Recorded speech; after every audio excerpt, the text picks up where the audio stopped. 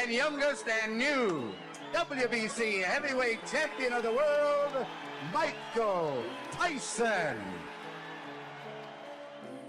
The emergence of Mike Tyson was a story to behold. A teenage sensation ordained to rule his era with an iron fist. At one point in time, his place as the greatest heavyweight champion in history seemed assured. But that's a title that can only be granted to a fighter who conquers opponents of the same ilk. So where does Iron Mike rank in the history of the heavyweight division? The judgment of Tyson's legacy is fiercely divided by his admirers and detractors. While his fans give a myriad of reasons to justify his shortcomings, his critics brush aside those same excuses as being irrelevant. So join Rainy Day Boxing to see whether Iron Mike's losses should be judged just as any other fighters, or if there's truth to these excuses, and if prime Mike Tyson really was unbeatable. Mike, some people will say that you've breezed through the heavyweight division simply because you're the greatest fighter of all time. Others say that you've breezed through the division because there's simply no competition for you. In his first coming, how big was Tyson in the all-time rankings? Without a doubt, one of the greatest heavyweights of all time. No question about that. Yeah, certainly is. One of the top, say, 3 or 4. I'd rank him alongside probably Muhammad Ali, Joe Louis. In people's minds, Tyson will always be one of the greatest. Tyson was a great fighter. Probably the most overrated fighter in the history of the division. The most beatable fighter in the history of the division. Whenever he'd face another great, he didn't do too well. Maybe Michael Spinks was the only time. You rub up against other greatness, and if you don't win, you're not a great. I'd have to say that the only one who can beat Mike Tyson that we know of is Mike Tyson. If he takes care of business, not even Mike Tyson can beat himself. Determining Tyson's prime is unlike figuring out the best days of most other fighters.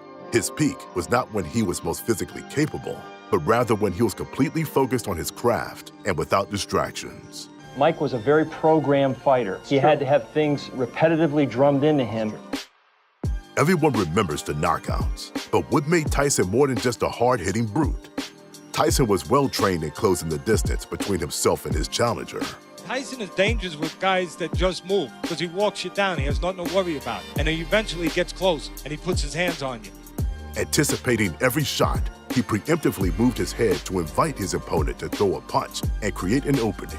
Tyson was very good at slipping jabs, and that was one of his greatest strengths, is when you thought that you had to just jab. But then when they jabbed, he slipped a punch, and that created an opening, and he would knock you out. As he advanced on his opponent, his mind wasn't set on a particular punch to throw. He possessed the ability to detect a weakness in his opponent's defense as soon as it presented itself, and then capitalize on it with split-second timing. Young and strong, and especially as fast with his hands, and even with his mind. He adjusts with his mind. Not many 21-year-old fighters can do that.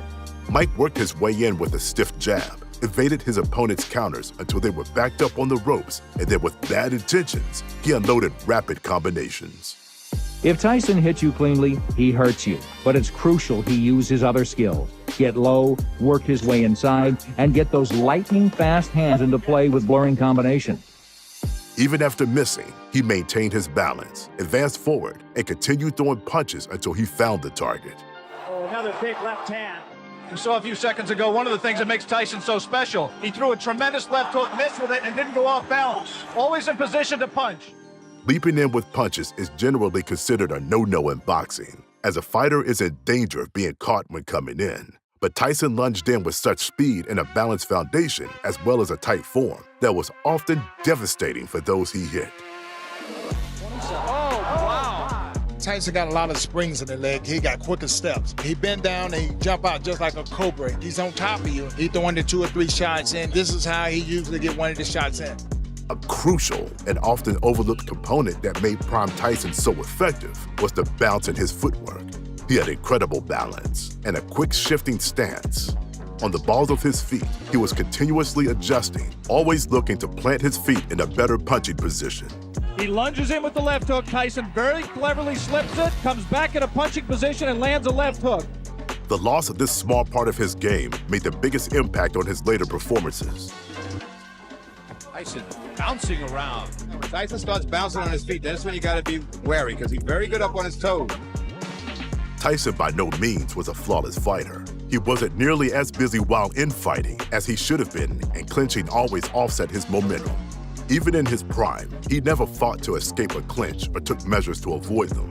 Is not doing his job in those clinches. His hands are free, but he isn't using them. Right there's no reason for Mike not to rip punches to the body. Again, not busy in the clinch. That's frankly astonishing because the opportunity is there for him to do a lot of damage. Mike appeared to be at his best from the time he fought Reggie Gross up until the Jose Reupload fight.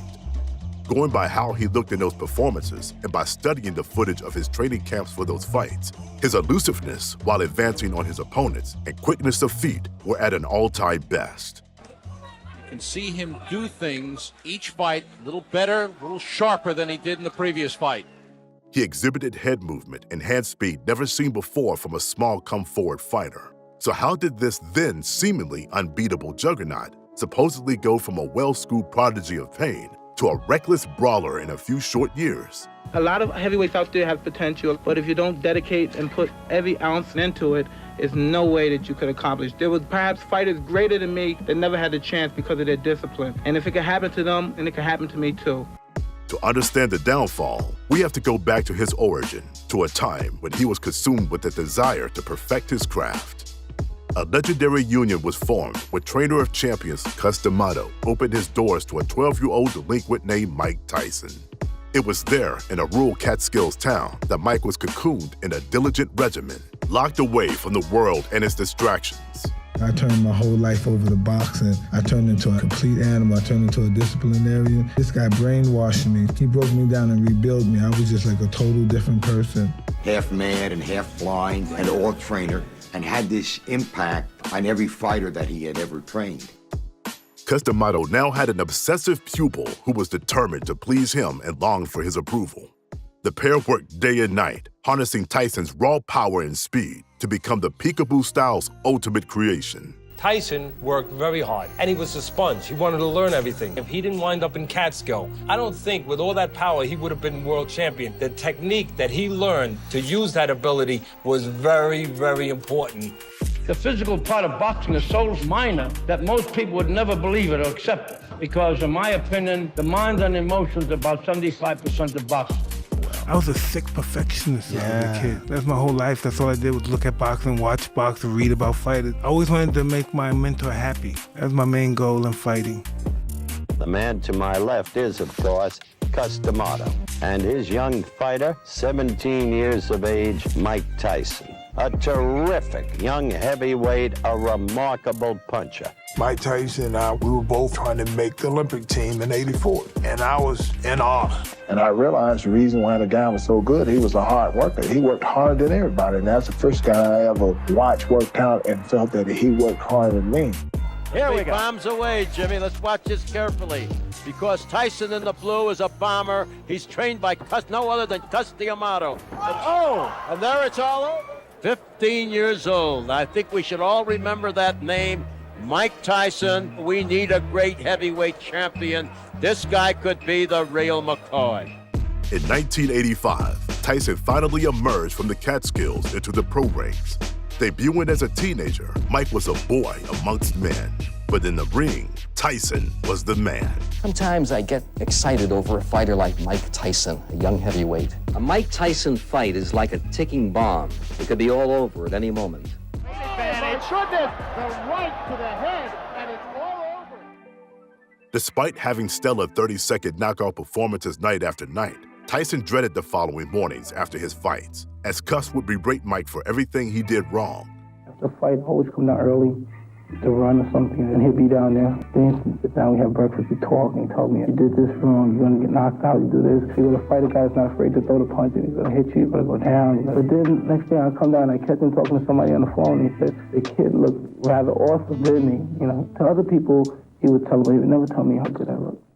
To Cus, anything less than perfection was failure. And that's what Tyson so desperately needed in the latter stages of his career. The constructive criticism that drove his progression.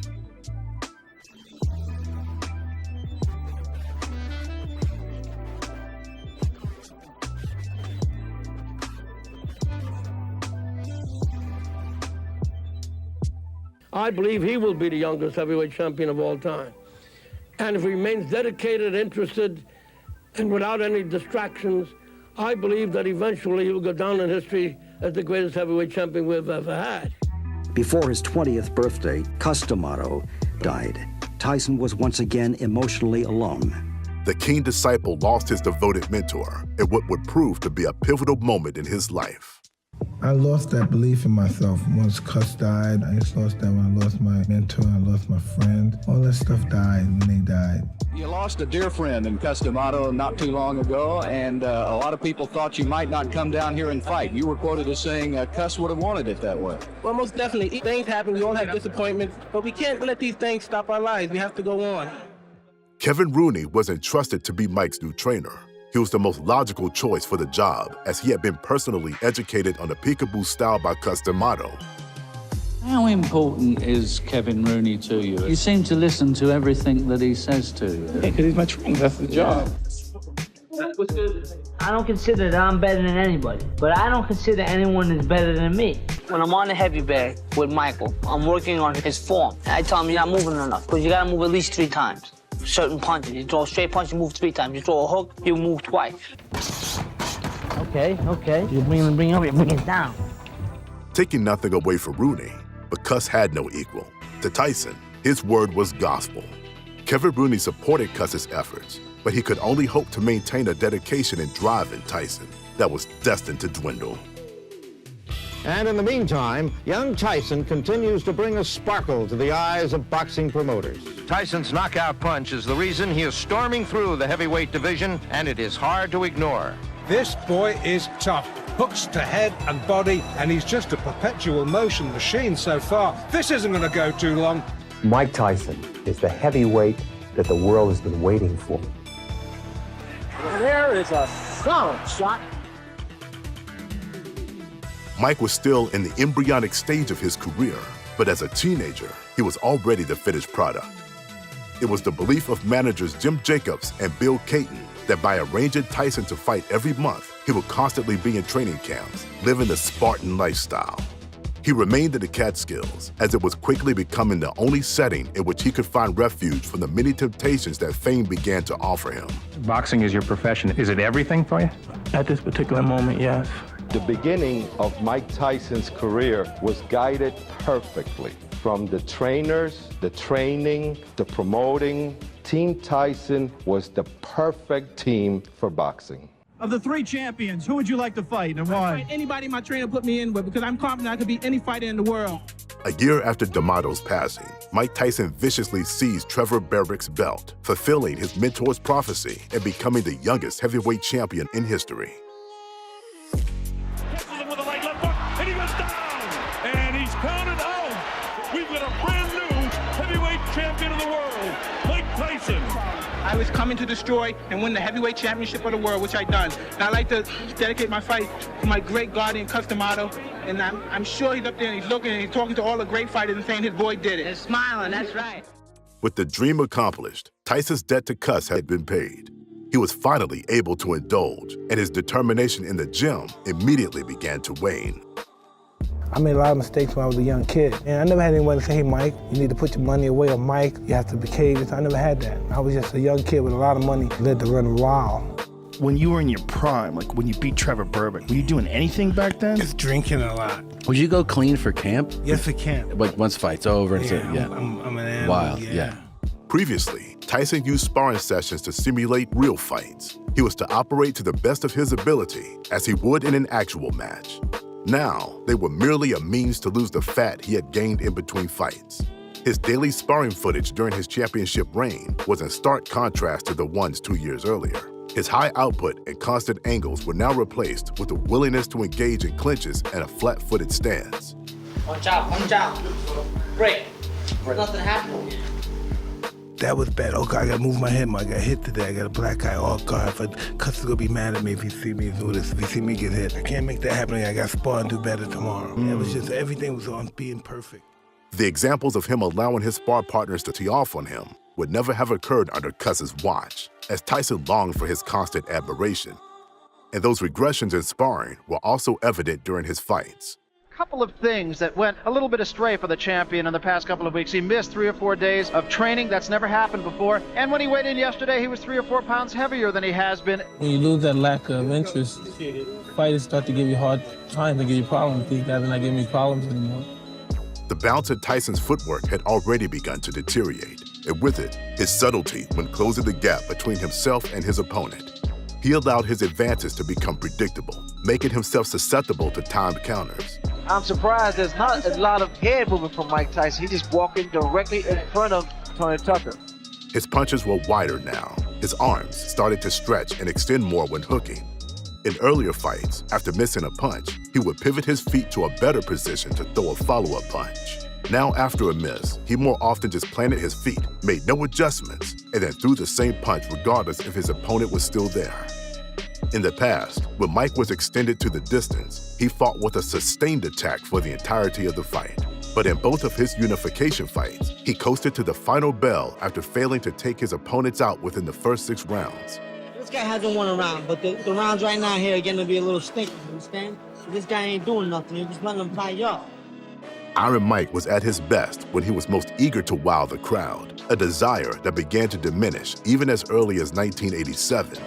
None of Tyson's regressions were a result of poor teachings from Rooney. How good Rooney was at teaching the peekaboo style was irrelevant at this point. Tyson required a mentor with a militant approach. He said, everybody tells me I do good, but nobody tells me if I do bad. He says, it doesn't matter how good I would have done, coach would always find something that I did wrong. The pinnacle achievement of Mike's career came in mid-1988 when he effortlessly vanquished Michael Spinks in 91 seconds. Tyson showing no fear, no respect at all. Body shot, there it goes. Mike Spinks, he leaves with the right hand. There he goes. It's all over. Mike Tyson has won it. The fight for the linear title was over, but the real fight had just begun. The battle to control Tyson. Shortly before the Spinks fight, Jim Jacobs, Tyson's longtime manager and his fiercest protector against those who saw Mike as a commodity, died.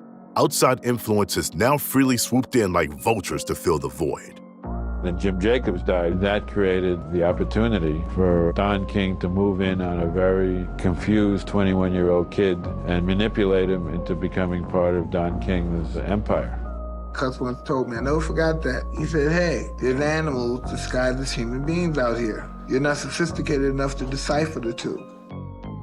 After months of being fed stories of managerial betrayal from his new wife, Robin Givens, and promoter Don King, the original Team Tyson began to crumble. Bill Caton was exiled, and his old Catskill connections were swiftly forced out. Kevin Rooney was a wonderful trainer for him. Kevin Rooney loved him, but Don King made him fire Kevin Rooney. I felt like Mike was kidnapped into the Don King cult and brainwashed. After his association with Don King, Tyson's life seemed to unravel in full public view. The soap opera marriage of boxing champ Mike Tyson and actress Robin Givens is coming to an end. Tyson's house was constantly besieged by reporters. The pressure was beginning to show. Mike, what? Tyson lost control of his car, skidding into a tree. Tyson was arrested after breaking his hand in a street brawl with Mitch Green, a boxer he'd beaten 2 years earlier in the ring. A broken marriage, public brawls, and rumors of a drinking problem. Is Iron Mike really on a course to self-destruction? Don King winning the rights for Tyson's golden future drastically altered the trajectory of his legacy and reputation. From a small family-like team to an entourage of yes-men, Tyson marched to the beat of his own drum. Mike had to rapidly lose 50 pounds of fat that he had put on before the Bruno bout, his first fight under King. So how's the training going? Because Bruno is kind of hoping you're not going to be fit enough. I mean, what's the word on that? Are you feeling in great shape? Well, not great shape, but I'm in good enough shape to fight. Yes. In one fight, Iron Mike went from throwing punches in bunches to lunging in with single haymaker shots. His famous head movement already tossed aside, he no longer adhered to the strict nature of the peekaboo style, wildly leaping in with his chin up, leaving his feet behind his body. He was hit more times in this one fight than he had been hit collectively in his 35 previous fights. Tyson is not jabbing to get in as he did in his recent bouts. He's just stepping in and throwing shots. He's coming in with his feet together and his chin exposed. And now another left hand from Bruno. It wasn't as if his techniques devolved after one bad training camp. Mike's conditioning vanished with Rooney's departure, making the regressions that have been happening for the past 2 years more apparent. Tyson finally went to the body in that last exchange. Now Bruno lands a short left inside, and Tyson wobbles for a second. He rocks Tyson in the first round. Rocked him. Mike knocks him out in the 5th round. I saw 100 mistakes. 100. Once again, Tyson emerged victorious, but the defensive genius that had marked his earlier triumphs wasn't there anymore. Difficult for me to rate myself. Dude, that wasn't any Mike Tyson of vintage by any chance. I made mistakes. I came in after 6 months, got hit with hard punches, came back. Well, let's see what happens next time. That's my first comeback fight. There'll be other ones. The public was given the first piece of evidence that Tyson's skills were on the decline. Mike was not a self-possessed champion like his predecessors who wore the belt. Customato acted as an emotional compass for Mike and had an underestimated impact on his focus in the gym and his ability to improve himself both in and out of the ring. The self-proclaimed baddest man on the planet was constantly reinventing his persona, but there was once a time where he was a more gentle, well-behaved young man who aspired to have the focus and professionalism that his heroes did. What about living in the Catskills? You like it? Yeah, it's not bad. It's low-key, mellow. I could deal with it. Personally, I think my life is boring. I don't do much. Being Mike Tyson is very exciting. There's never been like a dull moment in my life. And living that life 24 hours a day, I mean, that's a head trip. It's like, whoa. The point of being famous, you have to give up a lot of things and sacrifice. And I can't live like a 19-year-old, you know? I do basically what Mike Tyson wants to do. I mean, that's what I enjoy. I do basically whatever I feel like doing, I'm going to do it. Were you unhappy in any way with your performance tonight? Well, I always felt I could have used my jab a lot more.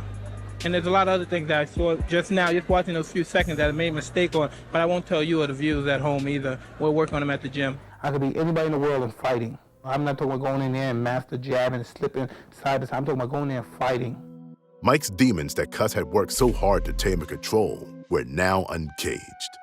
In his 3rd bout with his new team, matched against little-known challenger Buster Douglas, these demons would finally slip in between the ropes. The odds makers deemed Douglas a 42-1 underdog, but they, nor the boxing world, were aware of Tyson's declining commitment in training. Do you always go into the ring feeling like you're invincible? Yeah. What's your biggest concern into this fight? I have no concern. Mike went kicking and screaming to Tokyo. You know, he thought, I knocked out guys that beat Buster Douglas, so why do I have to train for Buster Douglas? This is a kid who virtually lived in the gym in the Catskills. Now, I don't want to train today. Well, you know, who's going to tell him? So I went to Japan and I was hanging out with a lot of women, not taking the fight seriously, not training hard. Matter of fact, I was training and one of my sparring partners dropped me. That's how seriously I was training. We assume that it becomes increasingly difficult for Mike Tyson to prepare for boxing matches that most of us see as non-competitive. Critics of Tyson say that since the departure of Kevin Rooney, he has been increasingly easy to hit. On that fateful day, Tyson was merely a puncher, relying solely on his physical advantages to carry him to victory. Advancing in without purpose, seldomly giving thought to taking his head off the center line, he became a stationary target, inviting Douglas to attack. There was an expression on Tyson's face, and I can relate to that because sometimes you get into the ring, Jim, you just don't have it. And maybe that's what he's feeling now. He's just not on. There's just no head movement there, Ray. No, this is totally uncharacteristic of Mike Tyson. He's right there in front of his opponent. One of the things that his great mentor, Customato, used to tell him was, it's no virtue to get hit, keep your gloves up. And Mike Tyson in recent fights has forgotten that advice. Look at that fight from the introductions on. Mike was not himself. His mind seemed a million miles away. He lacked that animal intensity. It was like an imposter had invaded his body. One punch at a time, that's all he's throwing. Mike Tyson is anything but this dynamic terror that we're used to seeing. In this unforgiving sport called boxing, Mike had to learn his lesson the hard way. In his rapid rise to the top of the division, he became the youngest heavyweight champion of all time. But after a 3-year reign, he made history by becoming the youngest champion ever to lose the belts. It's over. It's over. Mike Tyson has been knocked out. Unbelievable. Mike's sheltered days in the Catskills seemed like a distant past, and his comeback after his first loss wasn't a return to old. Though he won his ensuing fights, he still lacked a disciplinarian in his corner And without the constructive criticism pointing out his mistakes, the flaws were being ingrained deeper each fight. You can train for 2 months or 3 months, but it's what you've been doing for the last year or so, and I think a lot of Tyson's loose living caught up with him. To me, he lost all his training and conditioning in that area by the way he was living, by having everyone around him tell him what he wanted to hear, and not having to face things that were difficult. Tyson continued to come out slower and less focused. It wasn't so much that his abilities had diminished, it was that he seemed unable to marshal his skills. With Mike, his talents were so glaringly obvious in his prime that when he tossed aside his combination punching, stopped moving his head, and began headhunting, the media and fans were easily able to identify Tyson's eroding ability. Unable to correct his mistakes, or just no desire to return to form, he relied on instinct. Tyson just loading up with the right. The knock on Tyson of late, he's been fighting in bursts. No fluidity, no rhythm. He's not fighting with the speed he usually does. And he's not moving his head. He is not coming in, bobbing and weaving and crouching. Yes, he didn't move his head. Yes, he didn't throw combinations. Yes, he didn't jab his way in. All these were shortcomings that you could see happening. He stands there like a stone planning a one-punch attack. He always had the brute force, but he had speed and he had movement. He doesn't have speed and movement anymore, just brute force. I felt that I could have trained harder. I wasn't confident that I trained long enough, and I felt I could have done better. How long since you discarded the peekaboo style? I don't know. There was tremendous interest in this fight as to whether the old Mike Tyson still existed. Clearly, he did not in this fight. He certainly did not recapture the magic. What he did do was beat Razor Ruddock and stay in position to fight Evander Holyfield.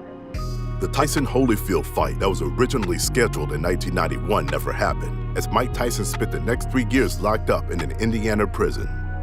Upon his release, his team projected the image of a man obsessed with regaining past glory, but scratch the surface and you'd see an unmotivated fighter already falling out of love with the sport. You feel you could be better than you were then? I mean, that's, I'm not gonna lie to anyone, that's a hard act to follow.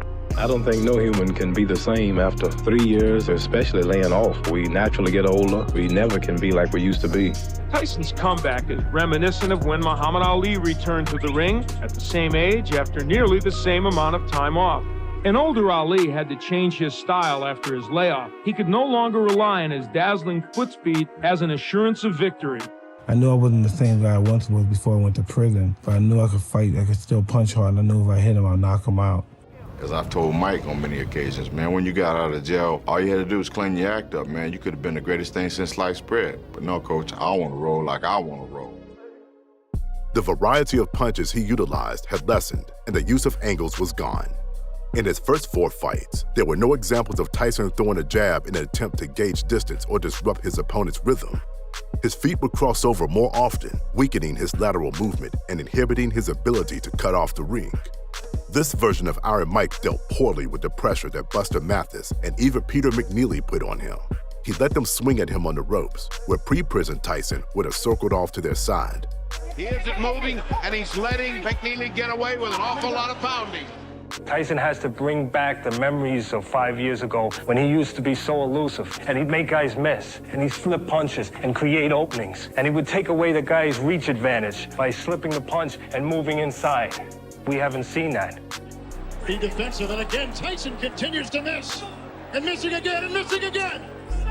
Tyson, definitely in the Mathis fight, showed when he was missing so much, he was only throwing 1 punch, and he was missing. Now, the old Tyson would have come back as he missed. He would have came back with the 2nd and the 3rd to compensate for the one that missed. Tyson is not moving, is not in that crouch that we were talking about. He's standing way outside. Look how he stands straight up there. Tyson would come in standing straight up and walk right into the jab. When Tyson is erect like this, he's going to get hit with that jab every time. But the old Tyson from years ago used to attack differently, bobbing and weaving and making people miss with the jab and then coming up with his own jab and landing it effectively. The second chapter of Tyson's career was not living up to the original. Though he wasn't the cerebral operator of the past, Mike's power still dictated the story of the fight. With a mixture of luck and fortunate timing, Tyson came back to a heavyweight division with a weak lineup of title holders. Ferocity alone allowed Mike to snatch up 2 of the championship belts. Tyson, laying it on, pouring it on, down goes Bruno into the ropes. Mike Tyson is champion again. Tyson era has begun. Holyfield stands in your way. That's got to be a nice fight. I look forward to it. Praise be to Allah. I'm going to do well, and I don't think there'll be no problem. Holyfield's in for a lot of trouble. He came out of jail. Right away, he signed contracts worth over $100 million. There's a perception out there that he's simply not as hungry or as ferocious as he was. One can only imagine what Tyson Holyfield would have been like 5 years ago when Tyson opened as a 2-to-1 favorite. What do you make of all these conflicting signals from the Tyson camp? I mean, the trainers are telling us he's looking great, but the doors are always closed, and the only people who've seen him say he looks awful. When Tyson was unpredictable, when you didn't know what Tyson was going to do, everybody was in trouble. But he changed up and got into a rhythm that everybody do. He became beatable. I was fortunate enough to fight him when he was beatable. From the first round, his flat-footed stance looked unsteady. A slight shove completely took him off balance.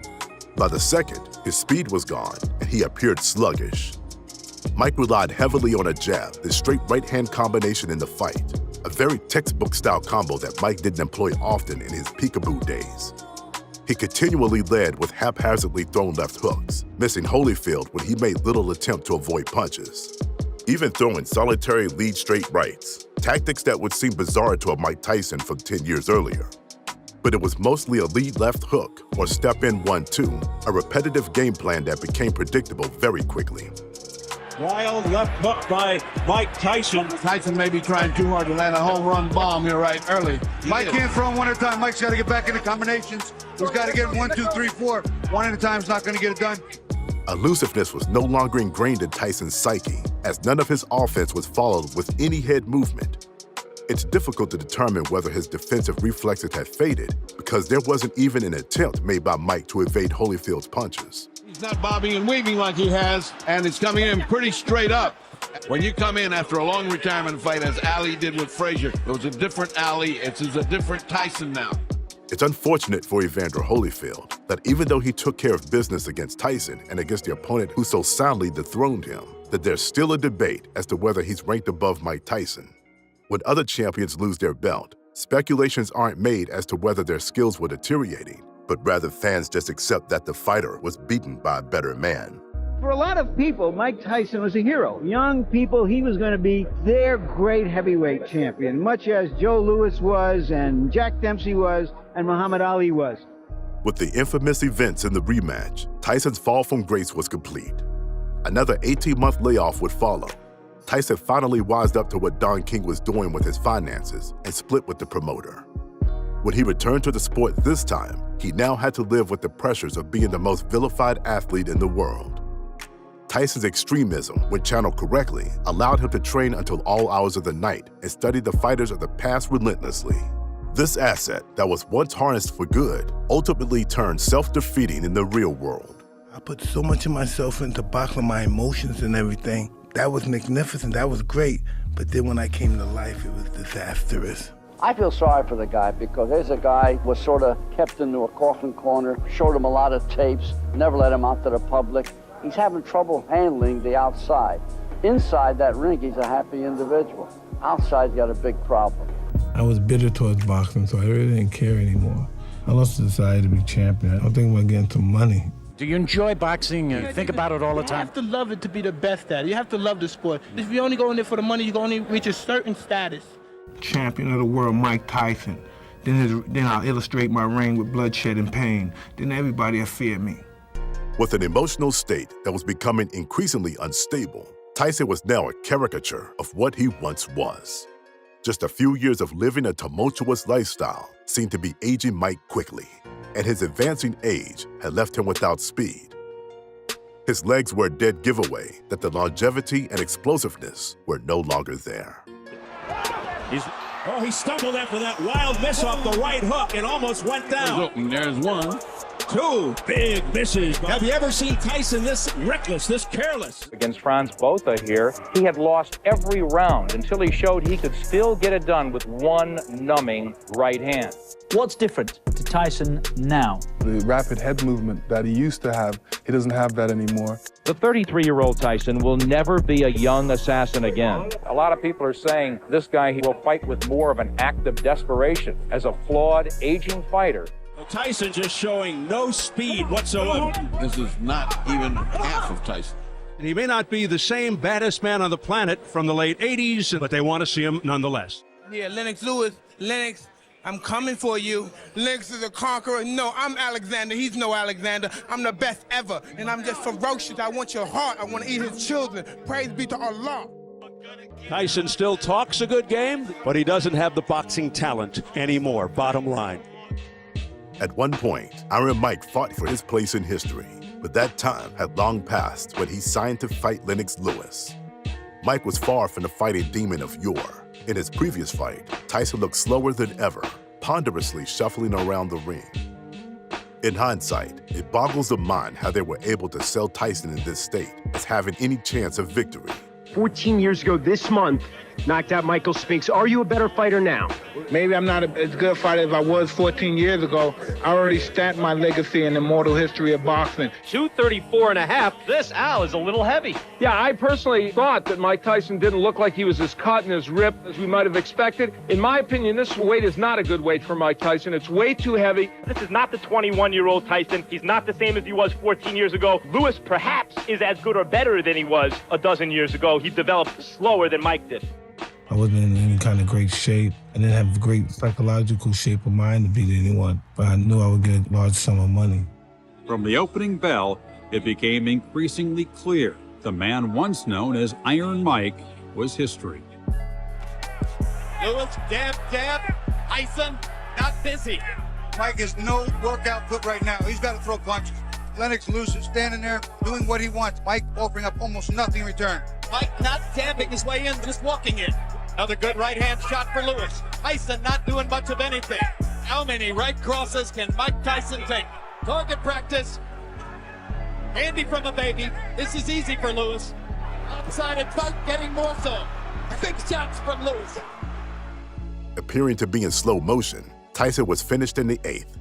He had reached rock bottom financially, socially, and now was at an all-time low in the ring. Father Time had caught up with many of the great champions of the past. Many fans claim that this, too, was just a washed-up fighter taking a beating, whereas others think that Tyson was never past his best and that none of his losses are excusable. How sorry are you guys that this fight did not occur many years ago when you were at your best? I would say Mike Tyson matured at 19. Nothing was standing in his way at that time. But I'm like fine wine. I come along later on. I'm ruling now. After this performance, he will fight only 3 more times, losing twice to journeyman fighters. In truth, Lennox Lewis beat a Mike Tyson that was closer in age, ability, and desire to the Tyson that Danny Williams and Kevin McBride fought than to the peak Tyson that fought 16 years earlier. Most of the great champions of the past had a period of their career consisting of more losses than victories, losses that people recognize as a result of them being at the tail end of their profession. So boxing fans disregard these low points in their careers. But despite being well past his best, Mike's losses at this time are still used as an argument to detract from his legacy. Where is Lennox, if you had to put him in your top 20? 19 or 20. Behind Tyson? Yes. Even despite what happened in their peak. Lennox really didn't have the greats to fight, and by the time he got to Evander, he was way over the hill. And so was Mike Tyson. I prefer to see the Mike Tyson and remember him for what he was. Remember how menacing he was, how sensational he was, how fast he was. In all honesty, there was a scarcity of great opponents during his peak. And if we're to rank fighters by the entirety of their careers, then of course, Tyson would be excluded from probably even the top 10 list of greatest heavyweights. But judging champions based on when they were at their absolute best, then Iron Mike is definitely a candidate to stand with the likes of Liston, Lewis, and Ali. His ascension was legendary. He rescued the heavyweight division from the shadows and left an aura that will never fade. The greatness of the what-if Tyson from the 80s cannot honestly be judged because he never had the opportunity to match up against another great fighter during his prime.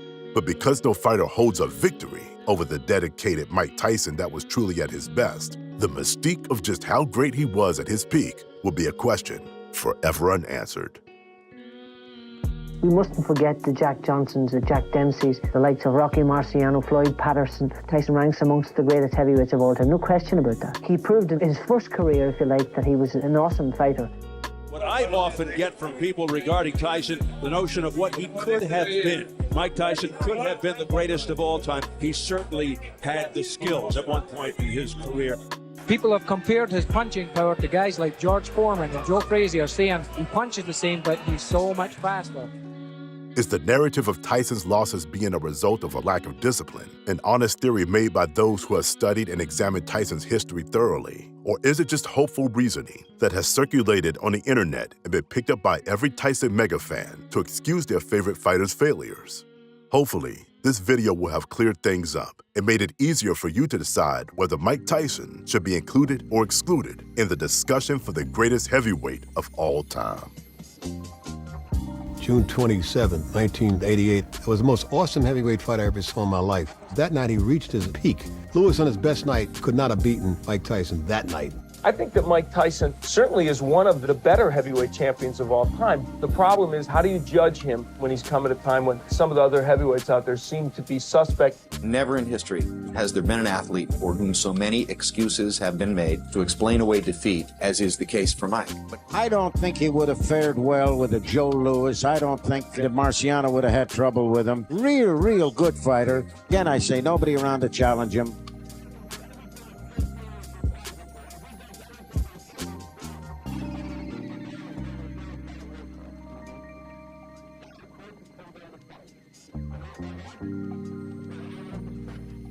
How much different would things would have been if Cus stayed alive? Yes, really different. But it wasn't meant for that to be. Yeah. I had to figure this stuff out. He couldn't protect me my whole life. Right. If you enjoyed this video, don't forget to hit the like button, share it with your friends, and subscribe.